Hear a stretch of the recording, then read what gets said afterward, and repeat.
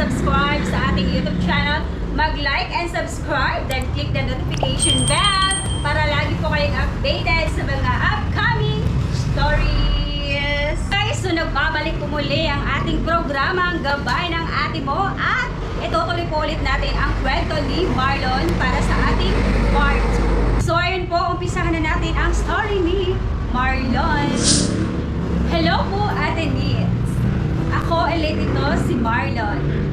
Pakalipas ng bagong taon, nararamdaman ko na hindi na gaanong sumusuko ang asthma ko. At mula ng pagpasok ko sa high school, kaba ang nararamdaman ko. Dahil siguro sa bagong mukha sila sa paningin ko. Pero nawala lahat ng kaba at takot ko sa dibdib mula nang nakita ko ang isang magandang babae na papasok sa aming room. Mula nung araw na yon ay ang saya-saya ko. Excited lagi ako pumasok sa school dahil alam kong makikita ko siya ulit. Pasikreto ako naglalagay ng chocolate sa kanyang bag. At nung nakita ko, hawak niya at kita ko rin ang saya sa kanyang mga mata. Ako din ay napakasaya habang pinagmamasdan ko siya. Ay! Dahil sa kanya, araw-araw akong nakangiti at masaya. Ramdam ko na nagbago ang ikot ng mundo ko. Ayun, so si Marlon sa part 1, di ba ang lungkot niya? Tapos lagi po siya umiiyak sa sulok dahil meron po siya asthma. Ayun, so asthmatic po si Marlon. Ang mula po siya ay mula po siya yung pinanganak, sakiti na po siya. So ayun, high school siya, parang nawawala-wala yung asthma niya. So kumbaga, nakawala na siya sa sitwasyon na malungkot yung buhay niya. Makalipas ang isang buwang pagkikita at pagsasama naming magkaklase, nagkaroon ako ng lakas ng loob na lapitan siya at sabihin ang nararamdaman ko sa kanya mula pa nung unang pagkikita namin. Muling nagbalik ang kalungkutan dahil ang sagot niya sa akin ay hanggang magkaibigan daw ang kaya niyang ibigay sa akin. Okay na sana eh.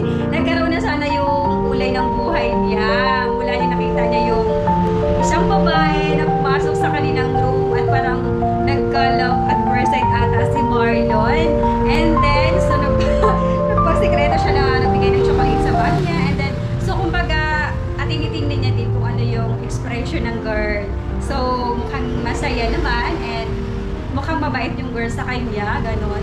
Tapos, nagtapat na nga po siya ng kanyang nararamdaman sa girl na yon. Akala niya kung ano yung nararamdaman niya ay yun din yung nararamdaman ng girl sa kanya kasi nga parang mabait din po yung girl sa kanya. Ayun!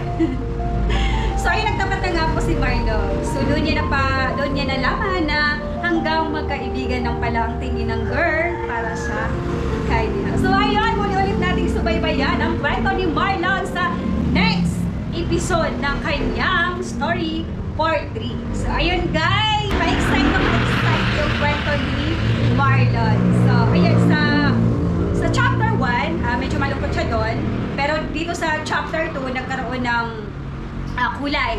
Yes, nagkaroon na yung kulay ng buhay niya kasi kumbaga wala na siya din sa sitwasyon na lagi siyang umiiyak kasi yun nga, lagi siya nalilate. Meron siyang asthmatic. So, ayun, naka-move on na siya doon. So, dito naman siya sa part 2 ng high school life. Di ba high school life, magka-umpisa ka ng crush nun, di ba? Magka-crush ka, kumbaga puppy love. So, ayun, dito naman sa part 2. So, okay lang yun. Okay lang yun, Marlon, na pinagtapat mo yung nararamdaman mo sa kanya at okay din yun na okay din yung sinabi ni girl na hanggang magkaibigan lang talaga yung tingin niya sa'yo para hindi ka naman umasa, di ba? At least sinubukan or tinatry mo or alam ng girl na may pagtingin ka sa kanya at least sinubukan, di ba? So wala namang masama kung susubukan, di ba? Kaysa naman lagi ka nag-iisip, di ba? Lagi ka lang iniisip tapos umaasa, di ba? So ayun, maganda yung mo na pinagtapat mo and then nalaman mo din agad-agad na hanggang kaibigan lang talaga yung tingin niya sa'yo. Which is okay naman yun guys, di ba? Kasi friendship is the best. Yeah. So ayan, aabangan pa natin ang kanyang story sa part 3.